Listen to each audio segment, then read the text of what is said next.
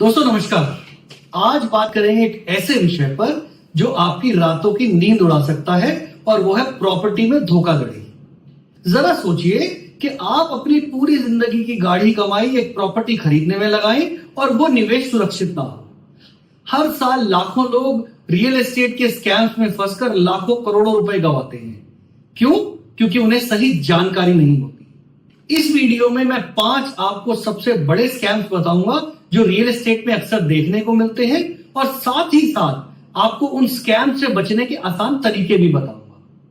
तो सबसे पहला स्कैम है मार्केट रेट से बहुत सस्ती जमीन या प्लॉट की डील। दोस्तों, अगर कोई आपसे मार्केट रेट से बहुत ज्यादा नीचे, बहुत ज्यादा कम कीमत में जमीन या प्लॉट देने का वादा करता है तो समझिए कुछ ना कुछ गड़बड़ है। स्कैमर्स आपको अक्सर जल्दबाजी में फैसला लेने को मजबूर करते हैं, ये बोलकर के ये डील सिर्फ आज के लिए है, अगर आपने बुकिंग नहीं की तो ये आपके हाथ से निकल जाएगी। लेकिन मार्केट रेट से तुलना करें। अगर कोई डील ऐसी इतनी अच्छी लग रही है कि सच ही ना लगे तो 99% चांस है कि ये डील सही नहीं है। जल्दबाजी नहीं करनी, रिसर्च करें। दोस्तों, दूसरा सबसे बड़ा स्कैम है नकली दस्तावेज या नकली कागजात।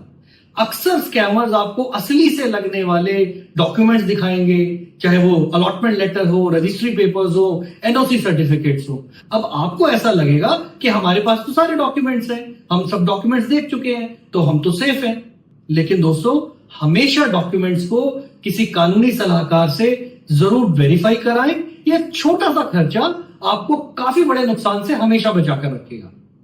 अब तीसरा सबसे बड़ा स्कैम है कि ऐसी प्रॉपर्टी बेचना जिस पर कोई कानूनी विवाद हो या उसका कोई मालिक ही ना हो, जिसे अक्सर बेनामी प्रॉपर्टी भी कहते हैं। अब ऐसी प्रॉपर्टी खरीदने के बाद आपको पता चलेगा कि आप एक लंबी और बड़ी महंगी कानूनी लड़ाई में फंस गए हैं। आपको प्रॉपर्टी मिलना तो दूर, आपके पैसे भी वापस नहीं मिलते। इस स्कैम से बचने का दोस्तों बहुत आसान तरीका है, इस प्रॉपर्टी का टाइटल सर्च कराएं, किसी अच्छे वकील से मिलकर इस प्रॉपर्टी के कागजात दिखाएं और इस प्रॉपर्टी का पूरा बैकग्राउंड चेक करें। ये छोटा सा खर्च आपको काफी बड़े नुकसान से बचा पाएगा। तीसरा सबसे बड़ा स्कैम है ऑनलाइन या सोशल मीडिया के थ्रू धोखाधड़ी। आज डिजिटल एरा के युग में स्कैमर्स भी ऑनलाइन बहुत एक्टिव हैं।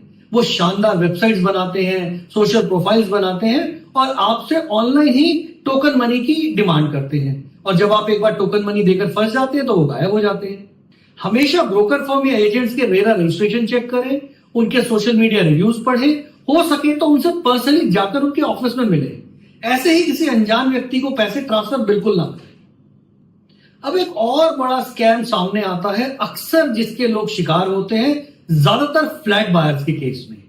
होता क्या है कि शुरुआत में तो कीमत और चार्जेस बहुत साफ लगते हैं, लेकिन रजिस्ट्रेशन के टाइम अचानक से कुछ ऐसे चार्जेस डिमांड कर लिए जाते हैं जैसे मेंटेनेंस चार्जेस, डेवलपमेंट फीस या कनेक्शन चार्जेस। अब आप बयाना देकर या टोकन अमाउंट देकर तो फंस ही चुके हैं, तो मजबूरी में आपको वो चार्जेस रजिस्ट्रेशन के टाइम देने पड़ते हैं। इससे बचने का सबसे अच्छा तरीका यह है कि आप ब्रोकर से या डेवलपर से शुरुआत में ही, डील में एंटर करने से पहले ही सारे चार्जेस का ब्रेकडाउन रिटर्न फॉर्म में अपने पास ले लें और चेक कर लें, क्लैरिटी ले लें कि इसके अलावा कोई हिडन चार्जेस तो नहीं रहेंगे। आपका जो बायर एग्रीमेंट रहता है या जो आप रीसेल में जाते हैं तो सेलर एग्रीमेंट रहता है, एग्रीमेंट टू सेल रहता है, उसमें सारे के सारे चार्जेस बिल्कुल क्लैरिटी से ब्रेकडाउन के साथ लिखे रहने चाहिए। दोस्तों, रियल एस्टेट में आपकी वर्किंग, आपके रिसर्च और आपका ज्ञान ही आपका सबसे बड़ा हथियार है, जो आपको हर स्कैम से बचाएगा, आपके पैसे को सुरक्षित रखेगा।